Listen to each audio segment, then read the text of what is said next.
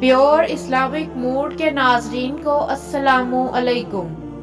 حضرت انس رضی اللہ تعالیٰ عنہ بیان کرتے ہیں کہ رسول اللہ صلی اللہ علیہ وآلہ وسلم نے فرمایا، جنت میں ایک جمعہ بازار ہے جہاں وہ ہر جمعے آئیں گے۔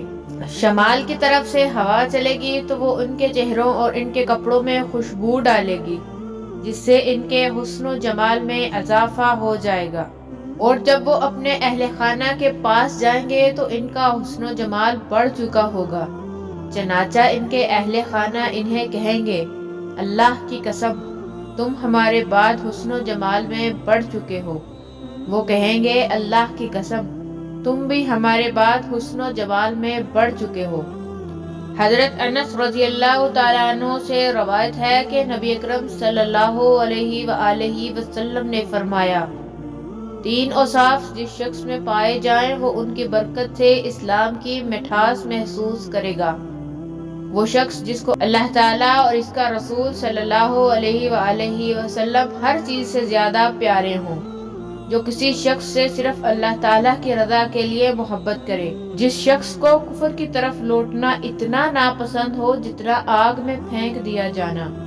حضرت جابر رضی اللہ تعالیٰ عنہ بیان کرتے ہیں کہ رسول اللہ صلی اللہ علیہ وآلہ وسلم نے فرمایا، جنتی جنت میں کھائیں پیئیں گے لیکن وہ تھوکیں گے نہ، انہیں بول و براز کی حاجت ہوگی اور نہ ہی ان کی ناک سے علائش نکلے گی۔ صحابہ رضی اللہ تعالیٰ عنہ نے عرض کیا، تو پھر کھانا کدھر جائے گا؟ فرمایا، ڈکار اور پسینہ کستوری کی طرح ہوگا، اور وہ اس طرح آسانی اور تسلسل کے ساتھ تسبیح و تمحید کریں گے جس طرح تم سانس لیتے ہو۔ حضرت ابو خدری رضی اللہ تعالیٰ عنہ سے مروی ہے کہ رسول اللہ صلی اللہ علیہ وآلہ وسلم نے فرمایا، جب کوئی شخص مسلمان ہو جائے اور اچھا مسلمان بن جائے تو اللہ تعالیٰ اس کی ہر وہ نیکی اس کے نامہ اعمال میں لکھ دیتا ہے جو اس نے اپنے دور جاہلیت میں کی ہوتی ہے، اور اس کا ہر وہ گناہ معاف کر دیا جاتا ہے جو اس نے اس سے پہلے کیا ہوتا ہے۔ پھر اس کے بعد اس کو اس کے اعمال کا بدلہ ملے گا۔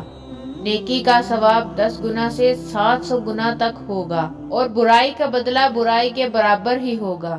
ہاں، اللہ عز و جل چاہے تو اسے بھی معاف فرما دے۔ حضرت انس رضی اللہ تعالیٰ عنہ سے روایت ہے کہ رسول اللہ صلی اللہ علیہ وآلہ وسلم نے فرمایا، تم میں سے کوئی شخص صاحب ایمان نہیں ہو سکتا حتیٰ کہ میں اسے اس کی اولاد، ماں باپ اور سب لوگوں سے زیادہ پیارا نہ ہو جاؤں۔ ناظرین، اگر آپ کو حدیث نبوی صلی اللہ علیہ وآلہ وسلم سننا پسند ہے تو ہمارے چینل کو سبسکرائب کریں۔ شکریہ۔